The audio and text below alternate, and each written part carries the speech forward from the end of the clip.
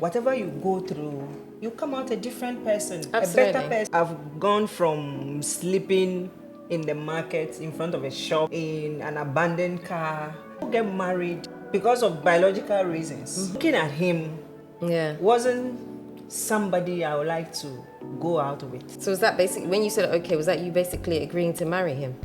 I saw things that were uncomfortable for me, but I overlooked it. And then he came back from that wedding, talking and texting with the bridesmaid. The very first day I spoke with a therapist, she told me your depression is at a stage 4. They will build that punishment, polish it and finish it and deliver it to you. I have decided intentionally to be better.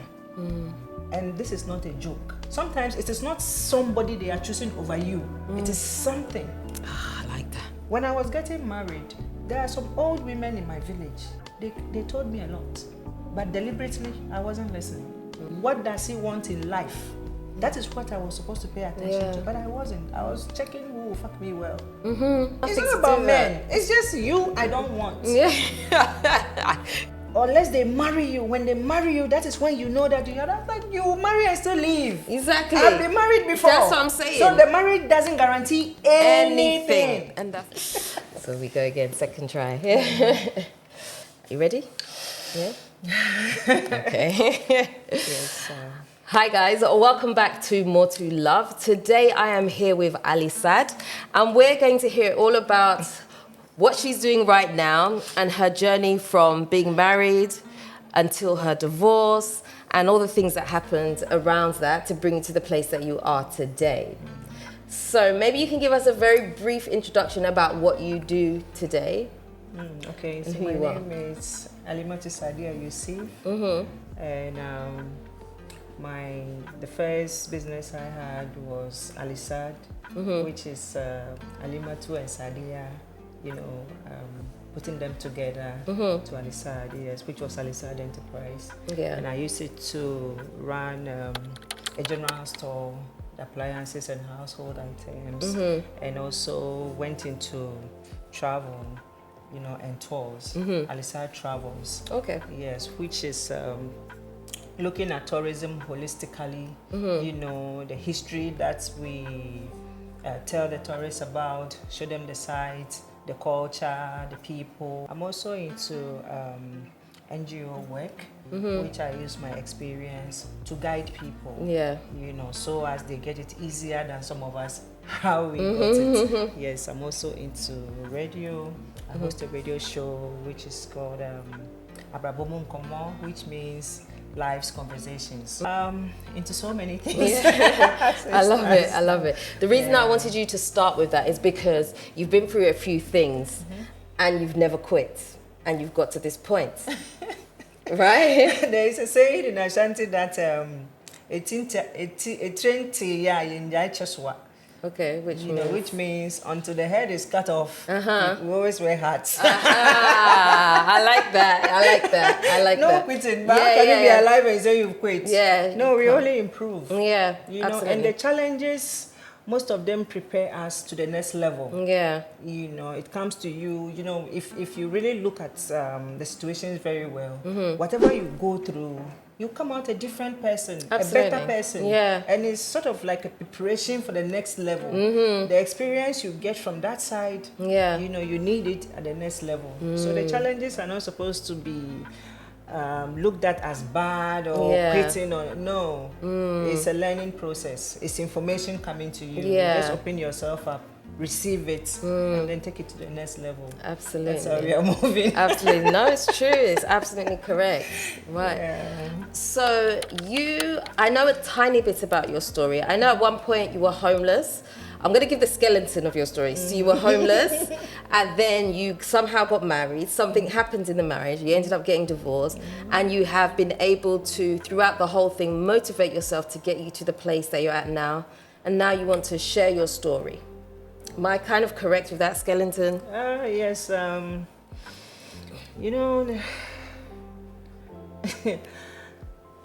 Life is not a straight line. And just as I said, I've been through a lot.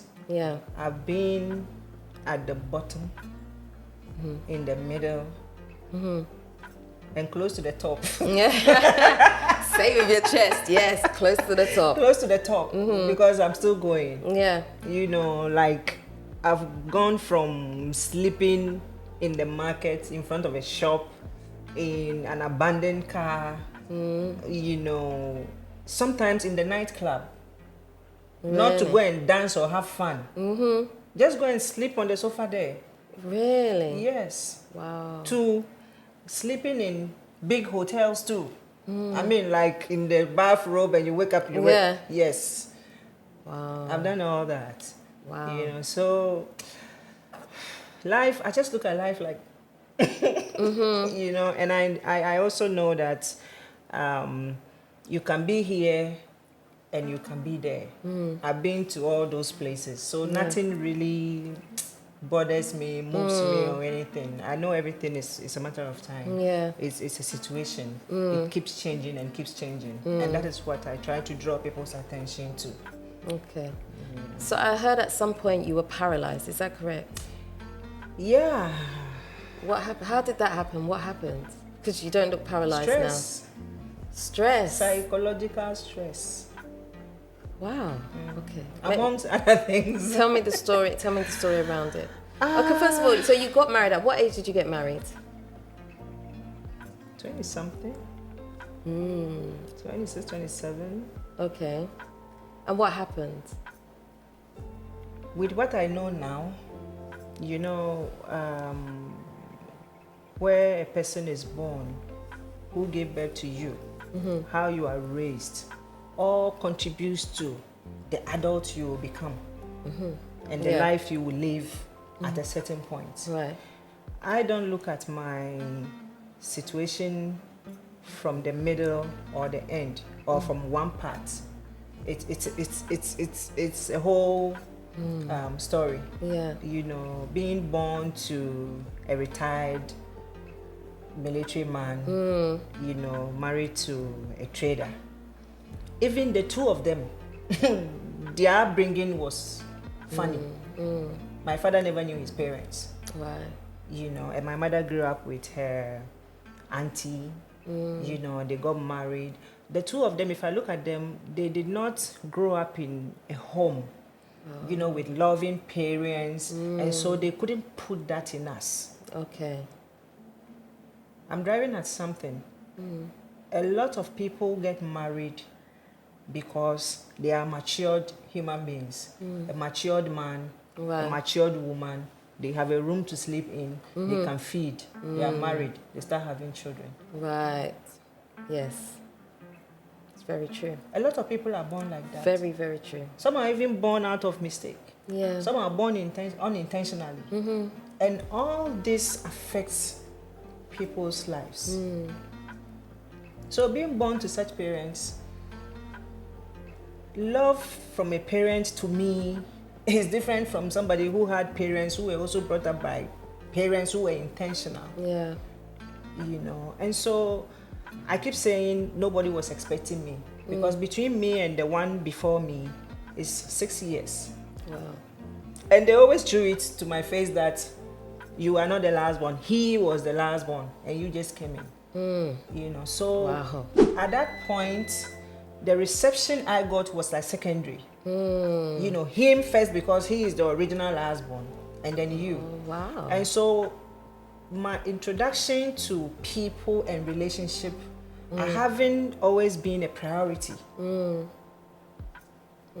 know, and this has played out in the way I grew up. But some would say that, okay, at some point, even though you've gone through these hardships, you managed to get married, so you must have been in a good place, right?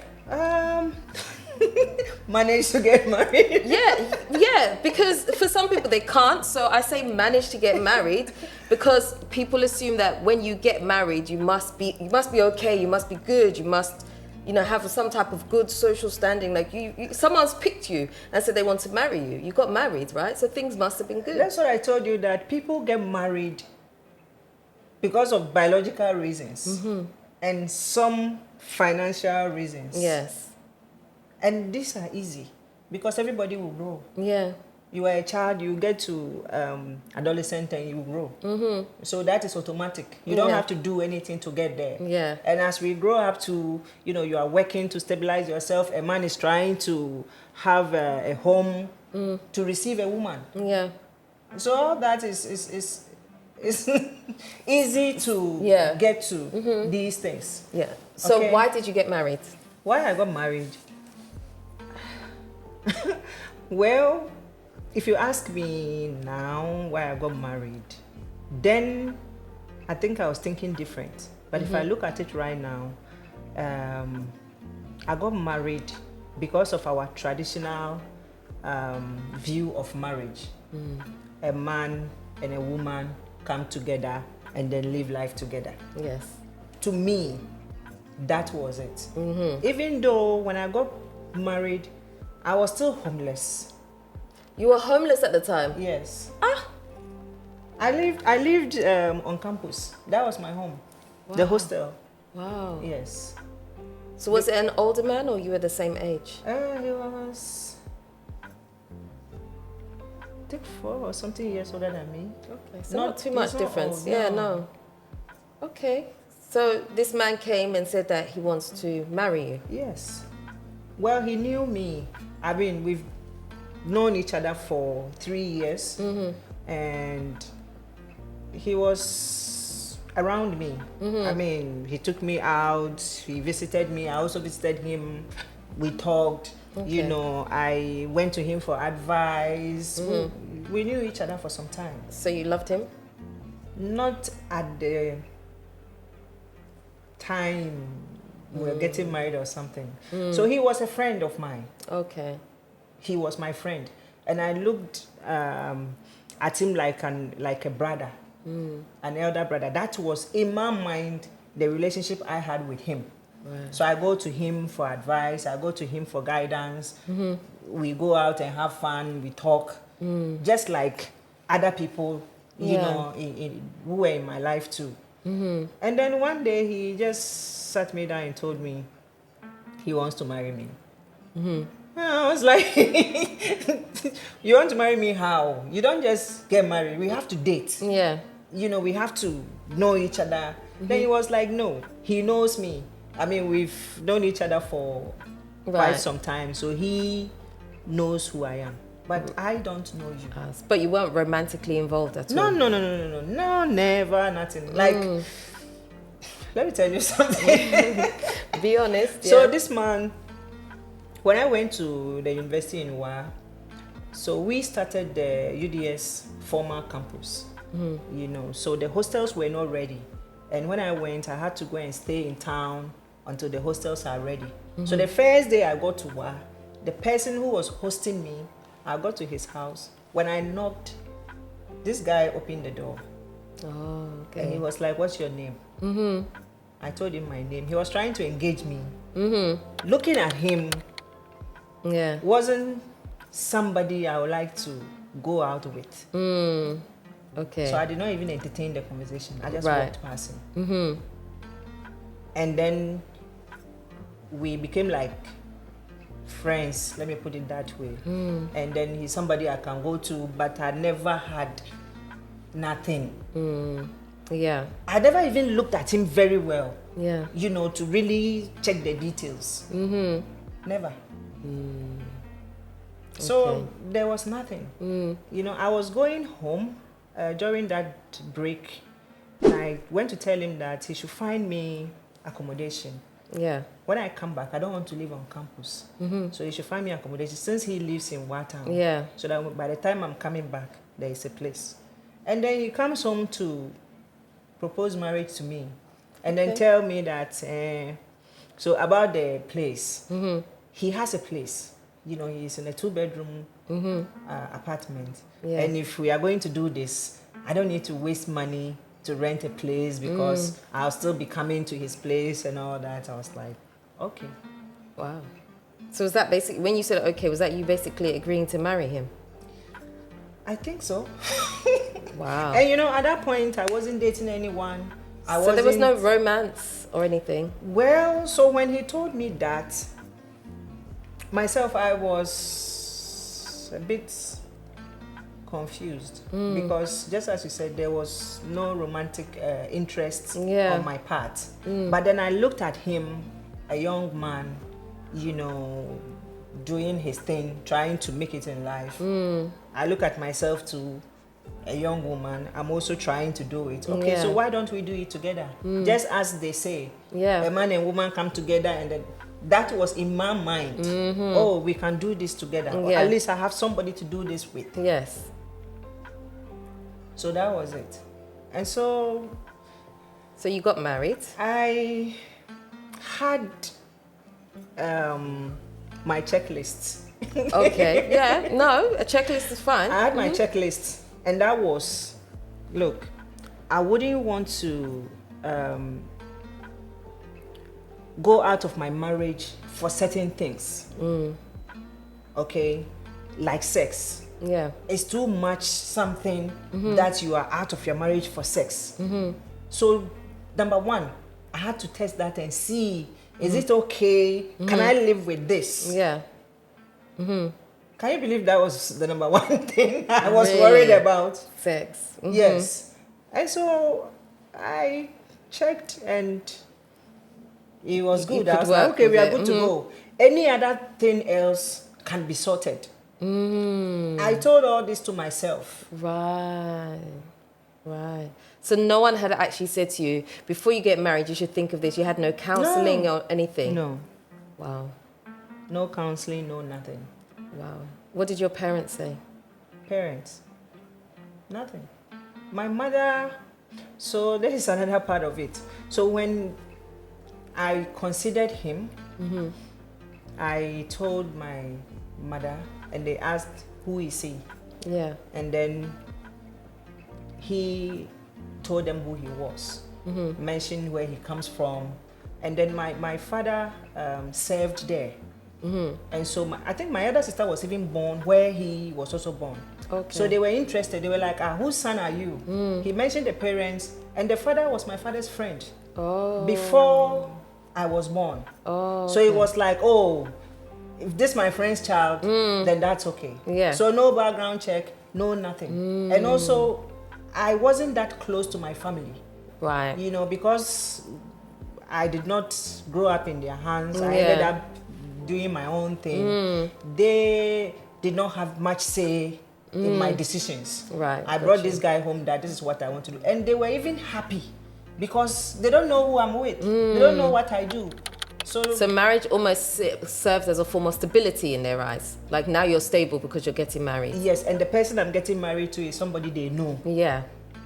So that's it. You know, I did not even plan anything with anyone. So, and you know, the relationship between me and my family, as I'm saying, they were not that supportive. Yeah. And so I was relying on the law, you know, rather than the family backing. Community. So I pushed for ordinance, the court wedding. Right. That is what I wanted. And so we did that, even before we did the Islamic wedding. Oh, really? Yes. Oh, okay. But I mean, my people had agreed, and he's done whatever he needed to do. But I wanted the ordinance to have the law at my back rather than the family at my back. Got so you. we did that. And then I moved in. I think I was even with him already because that vacation I went back to his place. And with the conversations that had happened, his people know, my people know, they have agreed. Yeah. It was like the marriage had just started. It was just left with the formalities to be done. And it didn't take long and it was done. Okay. Yeah. And so were you happy once you were married? Was I happy? You mean throughout or at some point or like at the marriage? In the beginning, were you happy with everything? Well, in the beginning, just as I said, we started before the formalities. Yeah. When I went to his place, there were things coming up that I did not know much about. Relationships, lives, I mean, people's behavior. Red flags. I had no. Right. I did not know much about. You had those no things. relationship education, basically. No. Well, I think that's it. Yeah. So even I saw things that were uncomfortable for me, but I overlooked it. Such as what? Such as stinginess. He was stingy. You know, and if he sees me having something, he will not ask where it came from. I remember going out and then bringing kebabs and things other people bought for me. Like somebody would like to take you somewhere, and then I'm like, I'm going home. Somebody bought guinea fowl for me. I took it home. He ate it with me. Did not ask where it came from. Right. You know, he finds my things and then use them. Without asking, you know, some men would try to find out, where is this coming from? Right. He wasn't doing that. So you felt like he wasn't really taking an interest in like the things that you're doing away from the home? Yes. That one. And then number two, he was talking to some people, you know, like flirty phone conversations and things that I expressed, concern. Yeah. I was like, what's going on? And he doesn't care. You know, particularly he went to, his friend was having a wedding and he was the best man. And then he came back from that wedding talking and texting with the bridesmaid. Deep. In front of you? Yes. Sometimes So in the middle of the night. He didn't try to avoid you, or he didn't try to hide it at all? No. Wow. Sometimes in the middle of the night they'll be talking. And it's deep talk. And so you just sit there and listen to No, it? I told him like, what's going on? It's like, sleep. Oh. And how did that make you feel? Bad. Even though you weren't in love with him, or it didn't sound like you were in love with him Well, at that stage? when it started, just as I was saying, I wasn't in relationship with anyone. Yeah. It's not like I was in something or somewhere, no. So whatever love or anything I had in me, I started looking at him in that line, Right. partner line, you know, so I developed feelings for him. Yeah. I mean, he's somebody I have decided to be with. So automatically you start loving him. Yeah. I did love him, but it wasn't like that led to the relationship. He expressed interest. Yeah. I looked at him and I was like, okay, I can make do with this one. Yeah. So you start, you know, seeing him in a certain way and then creating feelings for him. Yeah. Yes, so that is how it started. So when all that was going on, is your sex life still fine with him? Yeah, it was. And then at some point, it started changing. You know, it started changing because I wasn't happy. Yeah. I was worried and all that. So it started changing. But then I have decided to be with this man. And so this is where I am. So, I remember even in the beginning, at some point, I thought of, you know, stop this. But then I was like, oh. Oh, so you considered walking away from this? Oh, yes. How long were you married for? 13 years. It's a long time. Yeah. Wow. Okay. So when was there ever a point where you felt like this is not, I'm not in a good situation? Well, this bridesmaid thing even started before we did the wedding. Before? Yes, before.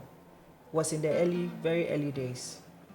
And so I was having mixed feelings about the whole thing. You know, but I was in love, one. And then two, what life am I going to live out there? You know, I was living a certain life, not having anyone, not having any person to go to or even a home. Yeah. Now I'm with this guy. I have him. I have his whole family. Right. You know, if anything is going on, I have some people, not like before. Yes. So I would rather be here.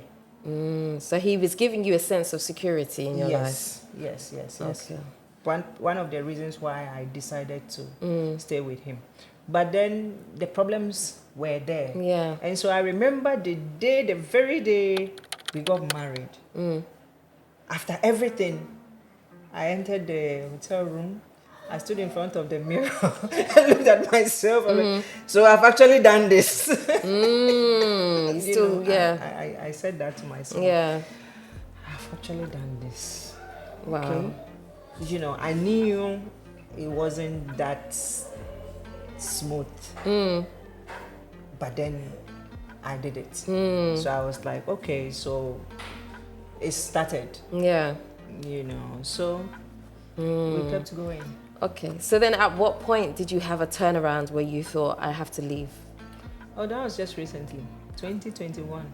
Okay, and what gave you the courage? Because all the years before, even though you weren't happy and things were going wrong, you still stayed. So what was different? What was your...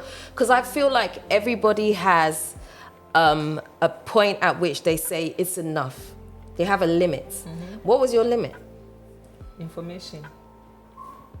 Such as what? A lot went on.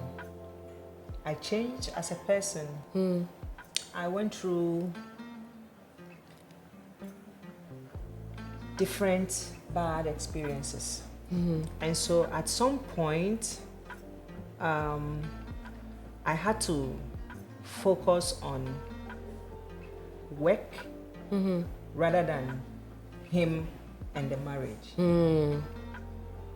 You know, when we got married, I was just graduating, and we moved out of Wa to Cape Coast. You know, because of his work. Yeah. And then when I came there, everything was different. You know, the support I was expecting, the financial assistance, everything wasn't there. And you know, I abandoned my plans. I had plans that after school, what I wanted to do, how I want to set myself up, which I told him. So he was and he told me he can't wait. I mean, he can't wait for me to go do all that and come back. Right. So I abandoned it to come and be with him. Thinking, we did not have that conversation, but I was thinking that kind of, oh, you're married to this person, everything is yours, and you come together, that thing was in my mind. Right. So I thought, okay, I can abandon this and come and be with this person and still have it. Yeah. But then he made me understand that it is his. Right. And he decides when to give it to you or not. The two don't just become one and that's it. Oh, yeah. You know, we are supposed to be individuals in one place. So you had two different outlooks on what what marriage should be. So for him, what he had was his, and then for you, you felt like what you have is for you together. Yes. Because his thing is when he wants to give it to you, that he'll give it to you. You can't just be taking anything that belongs to him. But whatever I had was on the table, was for everybody. So at that point, you know, I remember I did my service in UCC and I was considering furthering my education. And he asked me, who is going to pay? Oh, really? Yes. Oh, wow. So did he show signs of stinginess before you got married? He did. The very first time I visited him, that was before all of it, like when I went to test things. Yes. He took me to the bus, a grown-up like myself, paying my own school fees. Yeah. Bought my ticket, sat me in the bus, bought me a biscuit and a drink, and left. Okay. Yeah. Knowing very well I pay my fees. Knowing very well I take care of myself. I was like, what kind of man does this? So do you feel like the culture that you'd come from pushed you to make this decision? Which decision? Like to settle with him? Yeah, to have to get married. Oh, no. It wasn't about culture or anything. It was just, I think it's biology. You know, like, yeah, you are old. Get married. But you were still in your 20s. Yeah, I was, but that's not young. I was an adult. Wow. Okay. Yeah, you're an adult. Yeah, but I was an adult. Okay. You know, and just the security was part. You know, and also having someone to do this whole life thing with. Right. I was so alone. You know, I was alone in life. Yeah. Had no one really close. So having somebody close, and also having the whole family thing, you know, was the reason why I decided to do that. Okay. So the whole you being paralyzed thing, where did that come from? What happened? So when we got married like that, he was still stingy like that, and sometimes mean. How do I put this? He made sure at a point I just don't depend on him, don't look up to him for anything. Okay. Because if you ask him, he might not give you, you know, and would discourage you from coming back, like having children. When I got pregnant with my daughter, he told me he's not going to entertain me for me to give birth in this house anyhow. So that pregnancy, I really, really felt it. So he didn't want to be part of it? It was a very bad experience. He didn't want to be part of it? He was just there. When you're having cravings or when something is happening to you, and I tell him, he will always be like, pregnancy is not sickness. If you think you are sick, let me take you to the hospital. Oh, really? Yes. Oh, wow. Wow. And so I looked at childbirth as something, as a burden. You know, I didn't want to.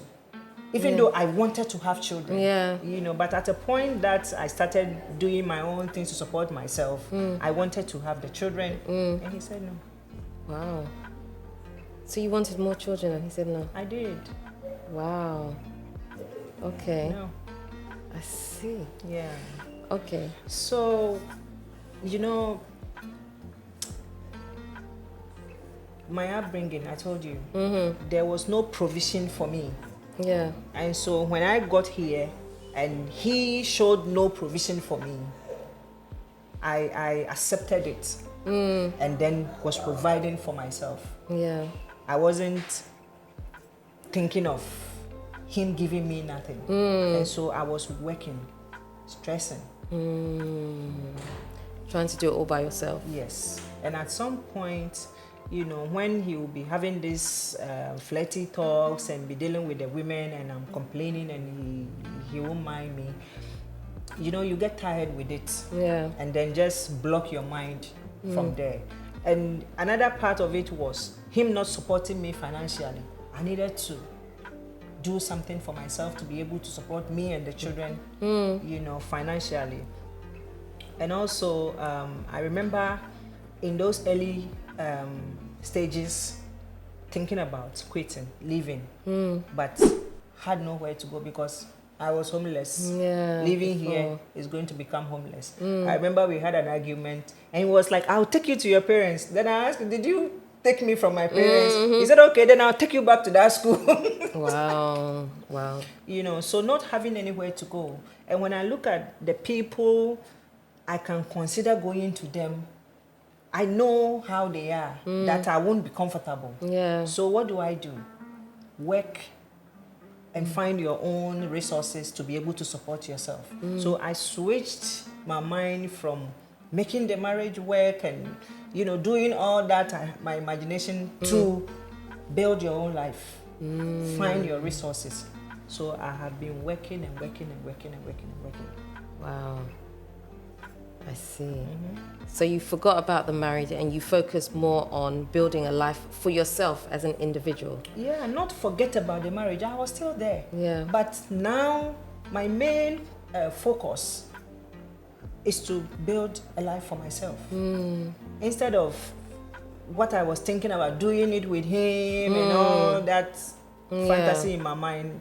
The reality was in front of me that what you find, what you make, is what is going to make you happy. Is what is going to support you, and not him.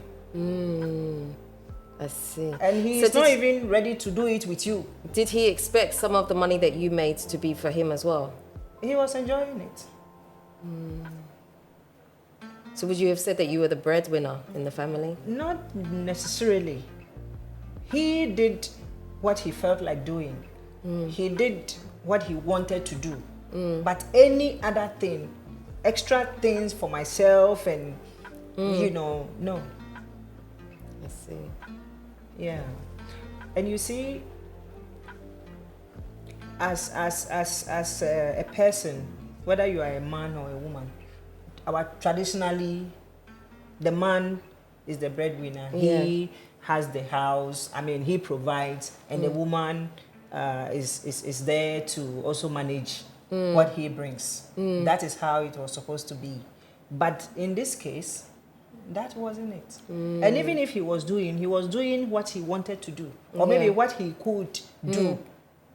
And so, what about the extra things you also need? Yeah. So I wasn't self-reliant enough before I got in there. I was still getting out of school. Yeah. With no job, no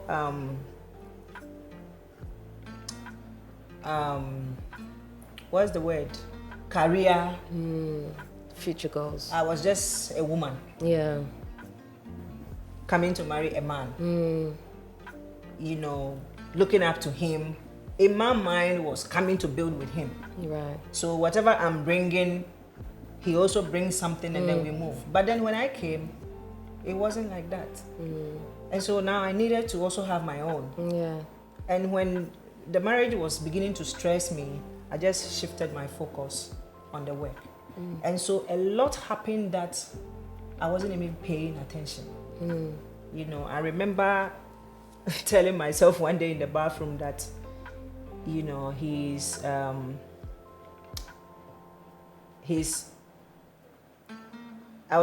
like I'm releasing him. I had to reduce the concern, the affection, the attention, I had to physically reduce that. Yeah. Slowly to the point that certain things he's doing, I'm not expecting anything. So if he doesn't do, I don't care. He's on the phone with who, I don't care. That kind of thing. I felt it happening. And it was necessary. I needed to free myself from... So you were slowly withdrawing? Withdrawing, yes. Withdrawal, that's the word I was looking for. From that whole marriage thing that I had in mind. So this was like a year into the marriage. And something actually happened. A year into the marriage? Yes. But it took you another 12 years to actually... Exactly. Wow. I remember one day we had an argument. And he threw my things out of the room, brought them to the living room, leave my room. That act sparked something in me. With the kind of person I am, I wouldn't have slept there the next day. But where did you go to? Nowhere. Then I felt you need to start thinking about yourself. And so started this my business, and I put my 100+% inside. If a customer calls me, I'm running.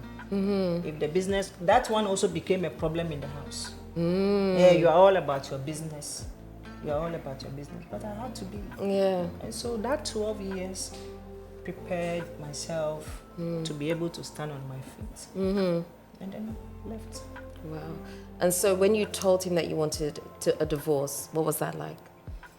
The divorce is just... Or I'm assuming, were you the one that called for the divorce? Yes, I did. So I moved out somewhere in 2017. Oh, so you had already left. I moved out, but then I wasn't ready. So I came back after a week. And then I moved out again, I think 2019. Yeah. And I think a month or so. So it was like that. And I knew that the place wasn't good for me. Yeah. But then I did not have full understanding of what is going on. And so I was still attached. Yeah. So when I leave, I couldn't stay. I'll come back. Until I met someone who has been where I was. Yeah. I was battling so many diseases. I was anxious. I was depressed. The very first day I spoke with a therapist, she told me, your depression is at the stage 4. Wow. You are gone. Really? Yes. Wow. And then I met this African-American woman, Unia. She lived close to us. And she came to buy things from me, but then got closer. Yeah. And so when I get frustrated in the house, I go to her house. So one day she just sat me and said, Sadia, do you know what's going on? I said, no. I live the same life you're living.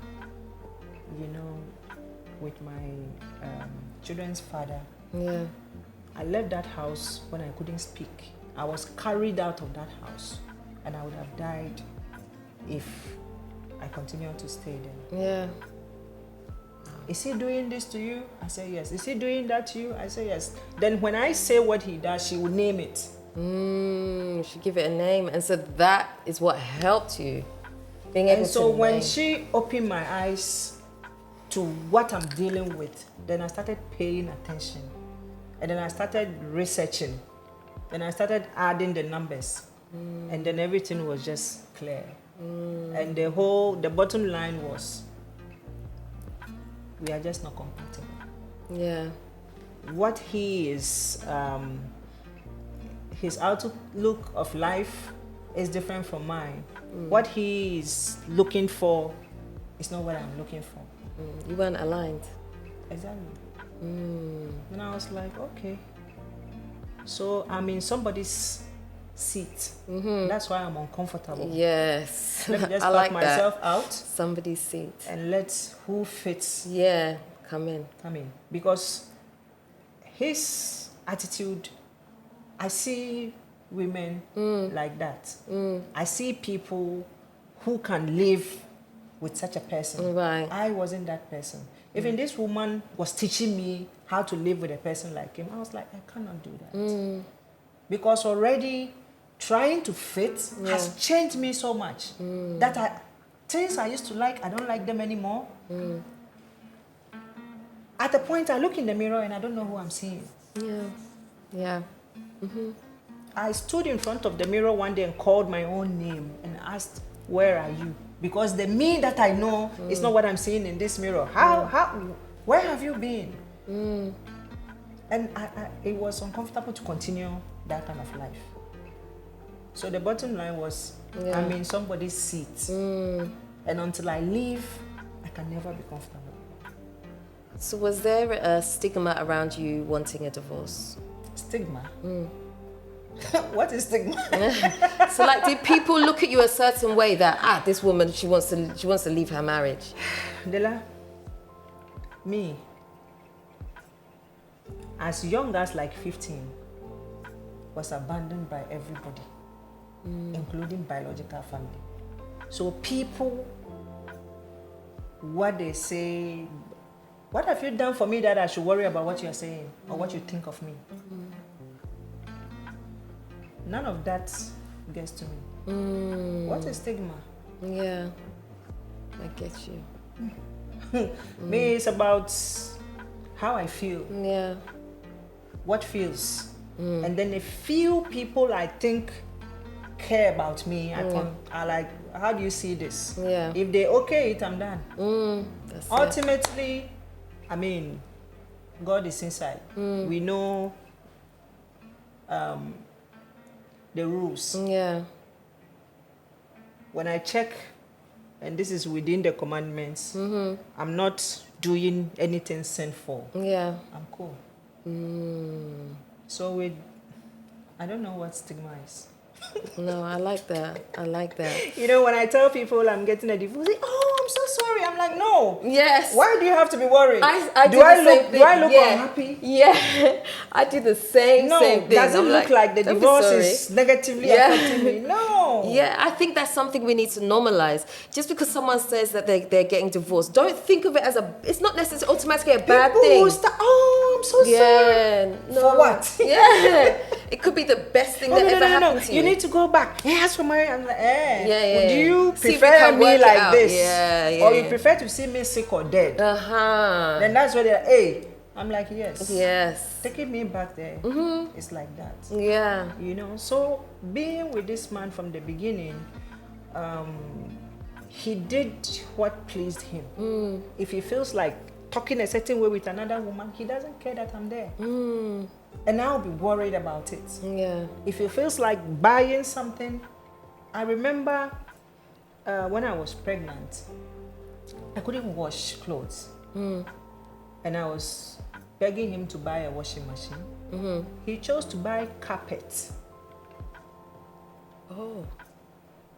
Instead. I remember having that conversation. So is this carpet, you know, better than getting a washing machine that will support me? Yeah.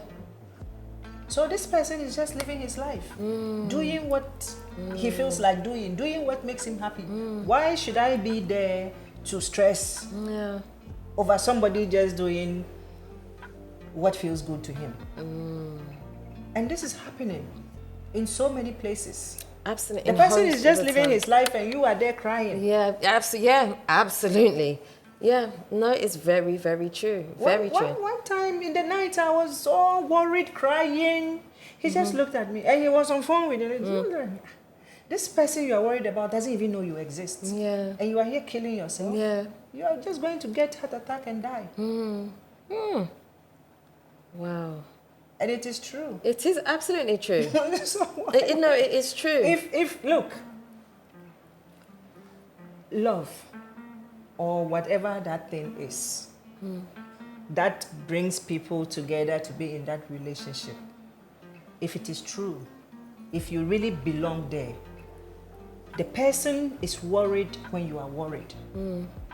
The whole system is uncomfortable when you are uncomfortable. That thing will always make sure you are okay. The moment that person you are with enjoys making you uncomfortable or decides and is able to intentionally make you uncomfortable, you don't belong there. Yeah. You don't. I make a mistake and offend you, and you have to do me. You also have to offend me in return. It's not it. Yeah. The person will understand that it's a mistake. You deal with it and move on. Yes. They will not sit down and take time. People can actually sit down and design punishment. Design punishment. They can sit down and design punishment. Look, they will get the blueprint. They will build that punishment, polish it and finish it and deliver it to you.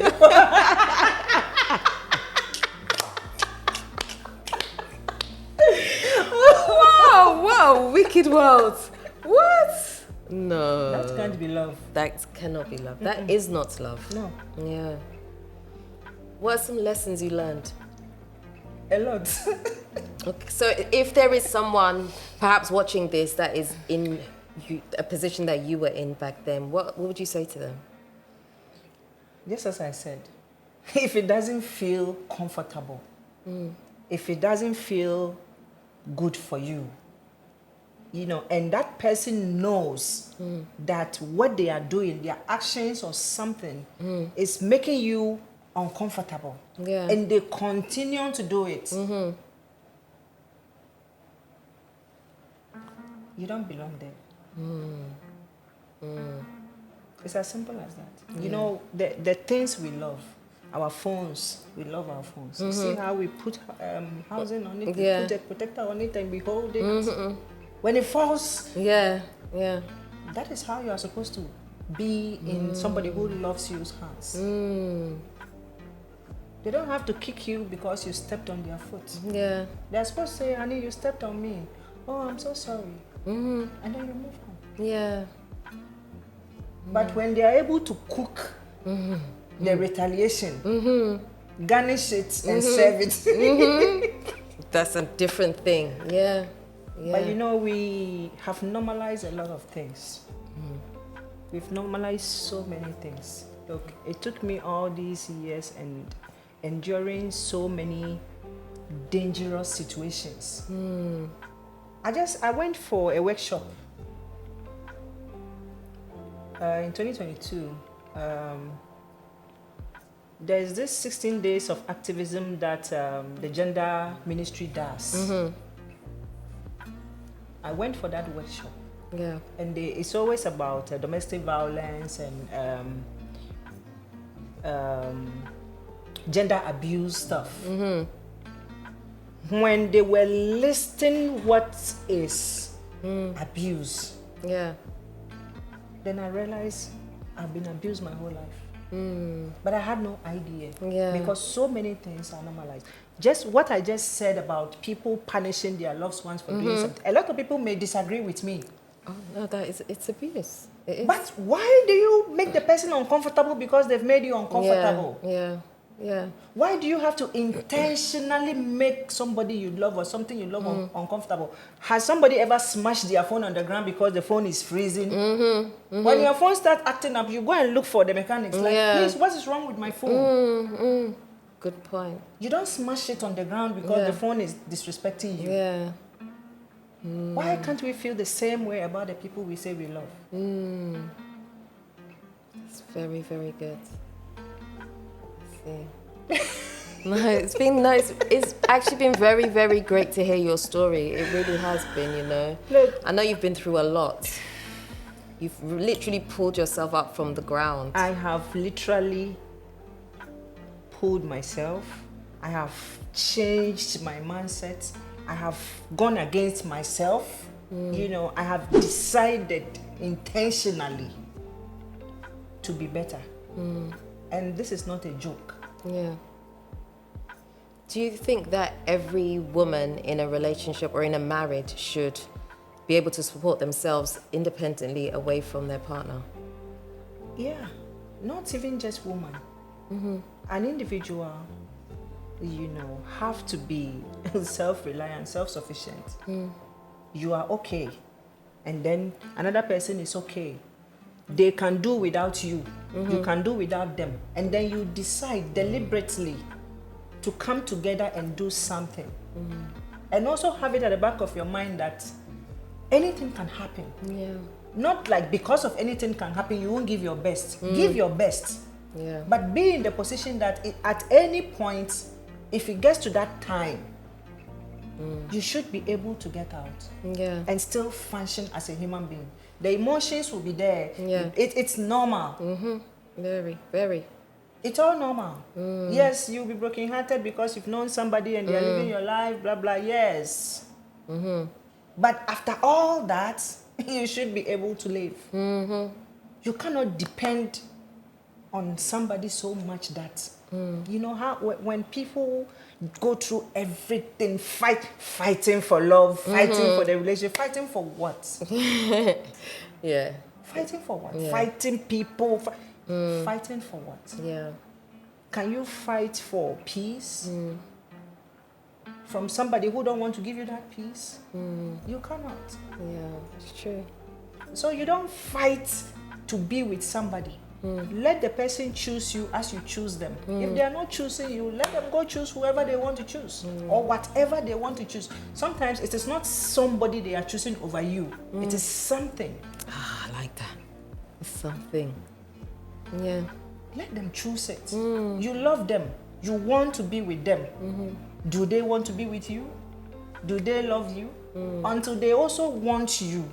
You can't force them to want you. You can't force yourself into wanting somebody. You can force yourself to be there. It means you have to force every single day. You have to be prepared to do that. Can you fight that fight every day? And then he's always with this person, she's always with this another person. If this one is gone, another one comes in. He keeps doing the same thing. Wow. Can we get to that point? When if the person is there, you should be okay. If there's nobody, you should be okay. And if the person is coming in, you know, they need to be screened. Yeah, absolutely. Conversations has to be had. If I had that conversation with this man in the beginning, to sit down and really talk about what are we going to do. Yeah. Just as everything we are doing, this conversation we are having, you make sure there is a phone with a camera. It's on. There is a microphone. There is somebody you are interviewing. Yeah. You set it up. And then you get what you are looking for. We need to set the relationships up. Yeah. But to set it up, you need to know what you are looking for. You are looking for a YouTube video. So you turn your phone landscape. Because that is what fits YouTube. Yeah. Absolutely. You know what you are looking for. Yeah. What am I trying to do? What kind of life do I want for myself? How do I want to live? I want to live like this. I want to be... I just remembered something. Okay. I want to be a housewife. I want to be a woman staying home and taking care of my children. I want to be a woman on the TV. I want to be this, I want to be that. That is what you want. Yeah. Keep it. And then look for somebody who is also looking for that kind of woman. Yeah. Or somebody who don't mind their woman being like that. Yeah. Someone who will be comfortable with that. If you find that person may even be your producer. That person will set that thing up for you. Yeah. But if you don't know what you're looking for, or you know what you're looking for, but you are compromising because of something, you won't be happy. Absolutely.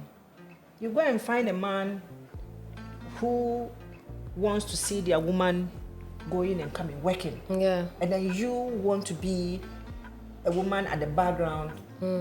This won't work. Yeah. It won't. They will push you to go and work. Yeah. You always have problems in the house. But look, let me also tell you something. There is that person that you need.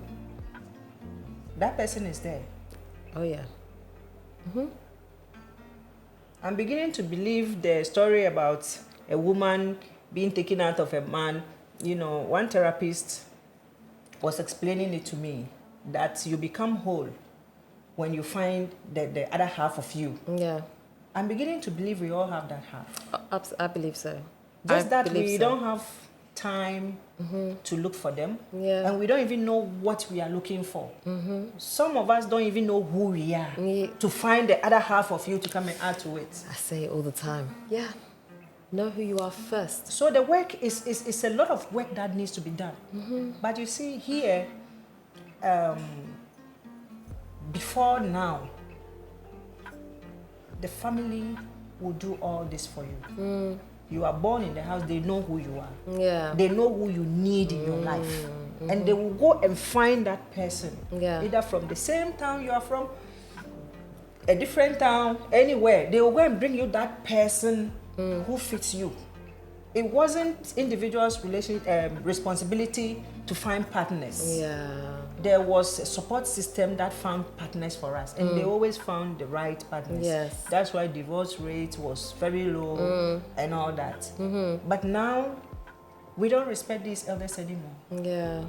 When I was getting married, there are some old women in my village. They told me a lot.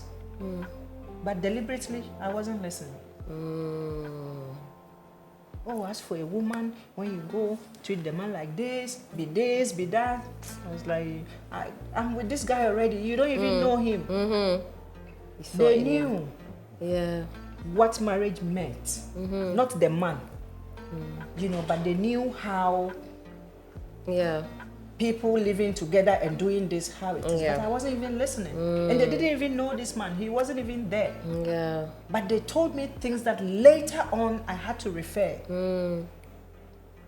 I wasn't listening because now we know better. We've been to school, we are this, we are that. So all these old people don't know anything. So if that is how we want to live, if we want to be responsible for ourselves, we have to do it well. Yeah, absolutely. Either we go to them, go find the notes, read them, understand, and then use it to find. Yeah.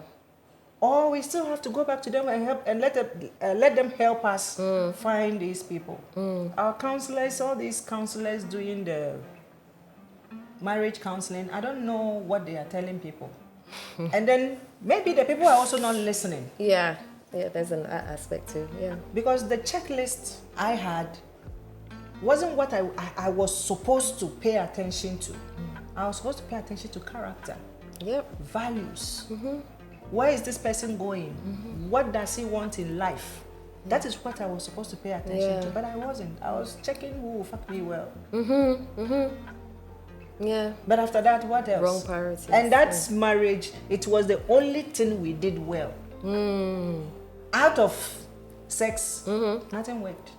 And that is what I was looking for. That is what I found. Yeah. So you essentially got what you wanted. Because that's what you, Because I didn't even know who I was. Yeah. I didn't know what to look for. The peace, you know, the community I was looking for, the support system I was looking for. That is what I was supposed to look. But I assumed it was there. I never had that conversation with this person. I wanted to have a lot of children. He never wanted to have children. He told me at the point that even the one that he allowed me to have, he considered it. Oh. Yes. Wow. That's powerful. So if we could have this conversation in the beginning, it would solve so much problems. You know? And then go find, there are women who don't want to give birth. I have friends who don't have children and they don't care. Yeah. And it was deliberate. Such people, they will do work. well. Yeah. But I come and plant myself in somebody's seat. You're not meant to be there. You know? And 13 years, it has to reverse.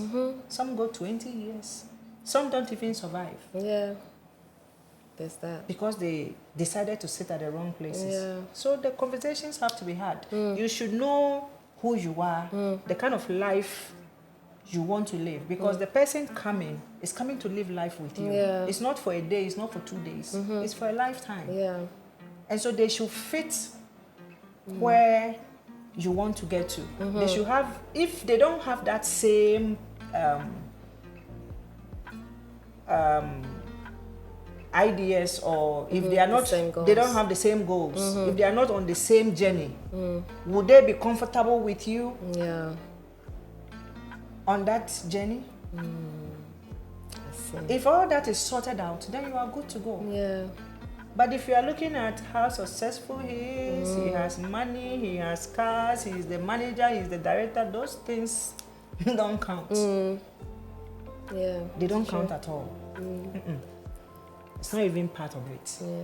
But that is what, unfortunately, we look out for. What everybody wants is what we want. Yeah. It's not what we need, though. And you know, the chemistry. We just start having sex and that's it. You know, it throws all the thinking part of you. Your senses, out. yeah. Your common sense, it's gone. And then it's all about emotions. And when the emotion starts to reduce, then you start seeing things clearly. And then you're already in something. And the worst part is, now it's not just about the two of you. Children may be involved. Yeah. Families may be involved. Friends may be involved. There were people around this man that I had relationships with. Now I can't connect with them anymore. Some call me, I cannot even answer the call. Yeah. A lot of relationships will break. It's not just the two of you. Yeah. Oh, yeah. Oh, it's true. It's very true. Very, very true. So if we choose right, if we know what to look for, we will save a lot of situations. It's true. You know, and we will save a lot of lives. Another thing is the children we are raising now. Single parenting. It's everywhere. And some single parents are raising their children with the disappointment in them, turning these children against the other parents, making them allies to fight, which in turn is dangerous for these children because you are the one having problem with that person, not them. Yeah, keep them out of it. Yep. Now you turn them against these other parents, and when these children grow, they will understand. Yeah. And if you did wrong, they will know. If they figure out that you use them,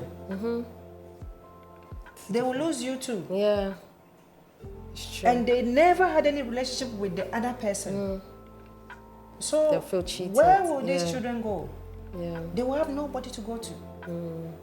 And so when we are doing all these things, we have to be very, very, very careful. The decision you take to be with somebody, marry that person and have children with that person is very important.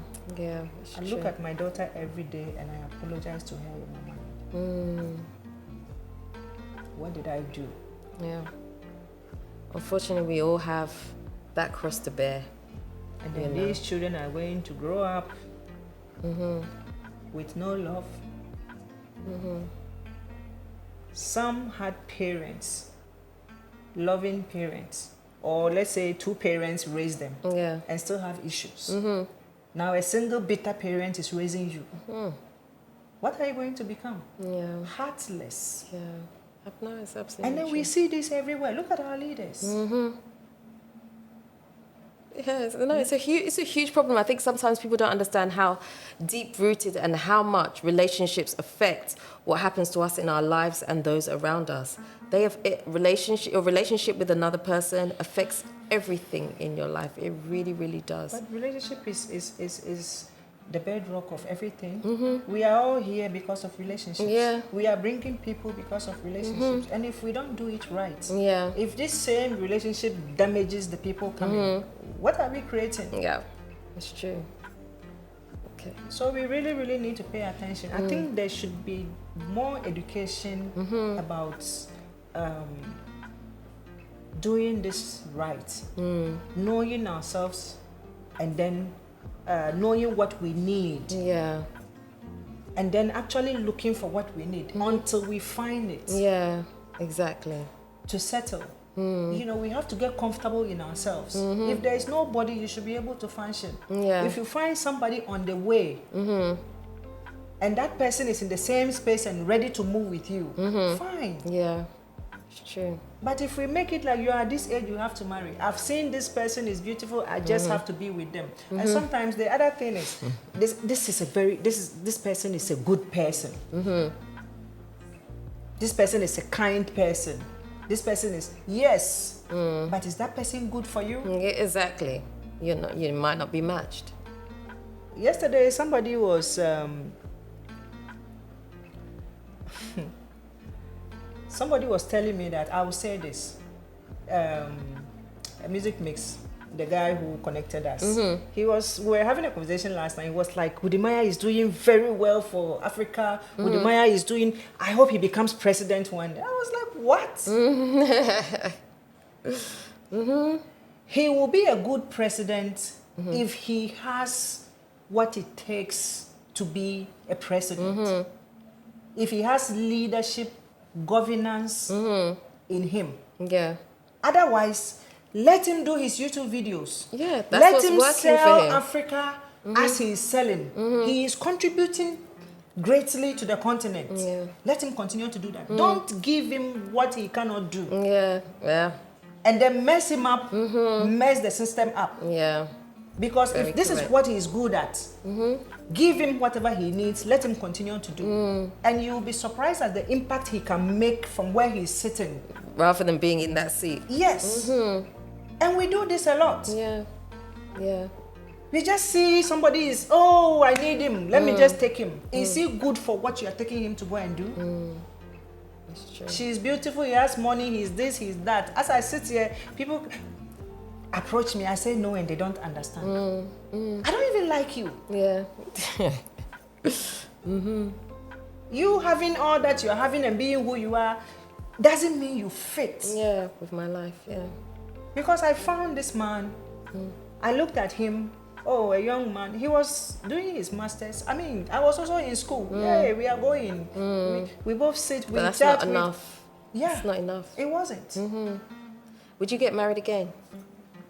Yes. Yeah, no, it's good. Of course, it's one person's experience. Yeah, this is just him. Everybody thinks. For me personally, I always say I wouldn't get married again. I don't feel the need to. I want a life partner though, but I don't feel like I need. If I absolutely had to get married, I'll do traditional. That's it. So, what is a life partner, and comparing it to marriage? That you say you need a life partner. I don't feel like I need that paper to say that we're married. I don't feel like that. I feel like there is more commitment in someone choosing you every day and we're a life partner and working towards a certain goal over saying, I want to be in this institution. I don't think I belong or need an institution. I think it's two different things you are talking about. Okay, so if this person is choosing you every day, this person is taking care of you, is giving you everything and wants to formalize it or protect it like that, what is wrong with it? I personally just don't feel like I need it. Is it because of the divorce process? No, obviously that doesn't help, but I just feel like I don't need it. I'd rather, if you want to commit to me, you could put a ring on my finger and we could call each other husband and wife. But I don't need a formal ceremony to say that this is it. I just don't have any need for it. And everybody's different. Well, but I think that people are different. And my experience with one person, I will not generalize it. Oh yeah, you can't. You know, I think at the point somebody came to me, he was interested, I said no. Don't fear men because it didn't work. I'm like, no, it's not about men. It's just you I don't want. Yeah. It's just you I don't want. Yeah, it's you I don't want. Yeah, yeah. If when you came, you appealed to me in a certain way, I will do it. It's not about men or anything. No, if I meet that person that with what I know now. Yeah. Then you make even a better decision for yourself. Exactly. I get it. So it's not about the paper or anything. It can be nothing and still be great. That's what I'm saying. It can be all of it and be great. You know, somebody was advising me, for a man, when they say they want you, unless they marry you, when they marry you, that is when you know that you're not like you marry and still leave. Exactly. I've been married before. That's what I'm saying. So the marriage doesn't guarantee anything. And that's why I said I don't need it. Just for that. It doesn't guarantee anything. It doesn't protect you from anything. No. It really doesn't. Just give me the commitment. No, but if I find that person who is like that with me, who will hold me like a mobile phone. Yeah, then you should. Why not? I'm not put a cover marriage. on me and put a screen protector on me, and when I start acting up, he would like to find out what's going on. He'll take you to the shop, the repair shop. Yeah, so we need to find a way to do it right. If we have guidance, let's fall on the guidance. If we don't have guidance, let's learn how to do it right. Yeah, no, just I agree. like anything we do. Yeah. You want to be a lawyer, you go to law school. You want to get married, learn marriage, and then do it right. Because we want to be happy. Yeah, we have to be happy because we can be happy if we know how to do it. Make the right choices. I love it. And I think that's a great note to wrap it up on right there. Thank you so much for sharing your story, because I know it's not easy and it's not something that people often want to share about what's happened to them, you know, but education is the greatest teacher. We learn from one another. So when you share your story, you help another person, you know. Where can people find you if they want to know a bit more about you? Are you on social media at all? I'm on social media. I'm on Facebook, Instagram, TikTok. Under what name? Alisad. Okay. ALISAD. NGO is what I use to, you know, support people who have been, who are in where I am. Like some abused girls, some of the stories are very close to mine, you know, so I take them and see what I can do with them. I get it. That's lovely. That's great. And we'll end it right there. All right. I can talk till tomorrow. Don't worry, it's fine. Okay, guys, that is the end of today's video. I hope you've enjoyed it. As Alisad said, if you have any questions, if you want to reach out to her about any of her business, if you want to partner, anything like that, you can reach out directly to her. I hope you've enjoyed it. Don't forget to like, comment, and subscribe to this channel. And I hope to see you in the next one. That's the end. Until next time, Nati Bafa.